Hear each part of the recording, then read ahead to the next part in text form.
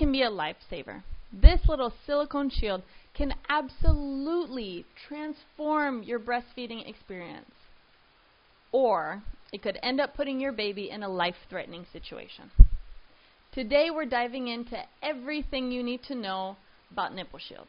From why they're used, to the right way to use them, how to protect your milk supply, and make sure your baby is gaining weight and is safe while using this.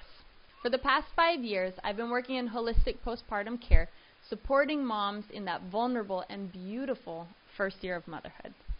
I've seen the amazing side of nipple shields, the way that they can make breastfeeding feel possible again, and I've also seen mothers come to me for help because of the issues that these shields have caused. This video is about empowering you to make this tool work for you, not against you. Difficulty in breastfeeding is no new thing. Nipple shields have actually been around for over 500 years. We're talking shields made of glass, metal, rubber, and now this beautiful, soft silicone. The idea has always been to help moms with certain breastfeeding challenges. So if you have been struggling, you are not alone.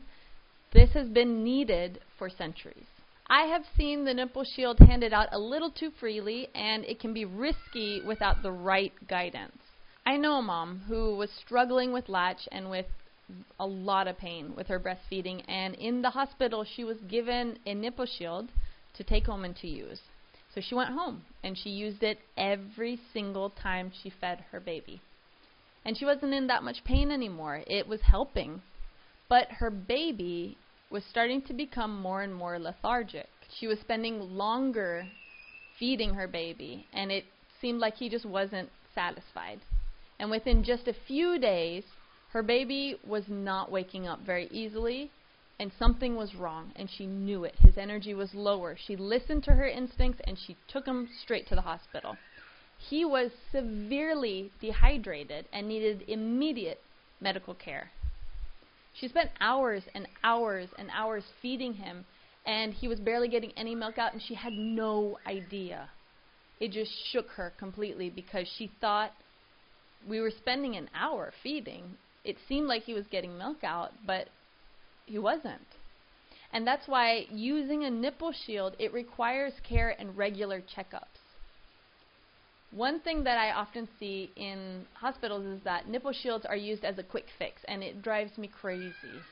Because instead of taking time to address the root cause of pain, or of latch issues, or of why mommy is having a hard time with breastfeeding, like looking at the baby's mouth, or adjusting the positions, or being a little bit more hands-on, these shields are just handed out without any follow-up. Just like, here you go, just use this, it'll work. Now this quick fix approach, it doesn't work long term, and it can put mommy and baby at risk if they are not monitored and there's no follow-up. So who is this ideal for? When used thoughtfully, this nipple shield can be so helpful.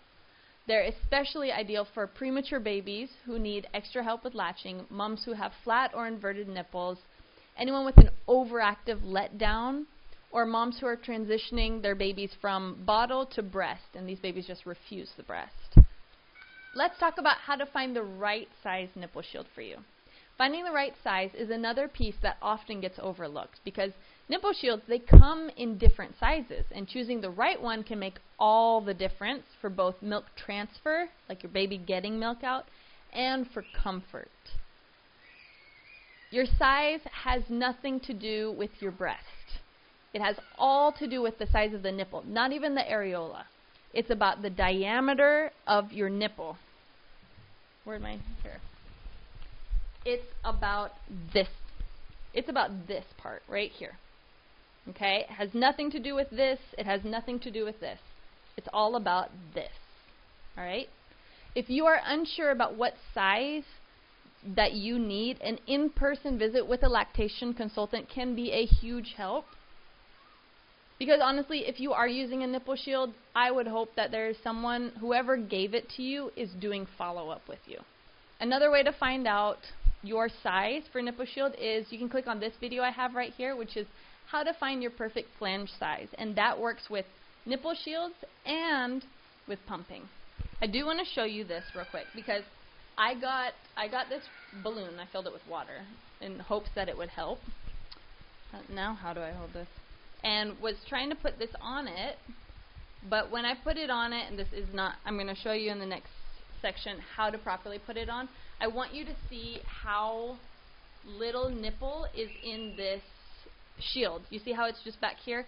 This is too big. This shield is way too big for this nipple. So if your nipple shield looks like this, it's too big because either baby is going to be clamping here, not applying any pressure or suction to your breast, or they're going to be biting the tip of your nipple. So you want your nipple to be going farther into the flange. Now let's talk about how to put it on properly. The first step is that we want to stimulate a letdown. So we want to do some breast massage. Massage your breasts, hand express, and make sure you're seeing some milk starting to drip out. Then you're going to flip the shield inside out and you're going to attach it onto the nipple. Now remember, we want this nipple to be coming through and we want to see, we want it to sit like a second skin, and we want to make sure that milk is already pooling at the end of this nipple shield. Do not latch baby until you see milk in the shield. Once you see that, then try to latch your baby. Continue to do the hand massage while you're breastfeeding. Now this little cutout right here, this is where the cheek and the nose should go. This allows us to have skin-to-skin contact with our babies as we listen to them nurse. Now these are some signs you want to look out for that milk is not being removed. 1, your baby stays frustrated. 2, their swallowing and sucking doesn't slow down, it stays fast. 3, they start pushing on your breast with their hands or their fist, and their fists are staying closed. You feel full even after a nursing session. Your breasts still feel very firm. These are just a few of the signs that baby is not withdrawing enough milk while using a nipple shield. Please watch their diapers for adequate output. I have a chart that I made for you below if you want to download that for free. And it's just how many poop and pee diapers is the average and what is normal. Now, one side effect that often comes from moms who use nipple shields is that their milk supply actually drops. Using a nipple shield should not mean you have to sacrifice your milk supply. If you are using it, be sure to nurse or pump regularly, which means, especially in the first few weeks, we want to be pumping every 2.5 to 3 hours.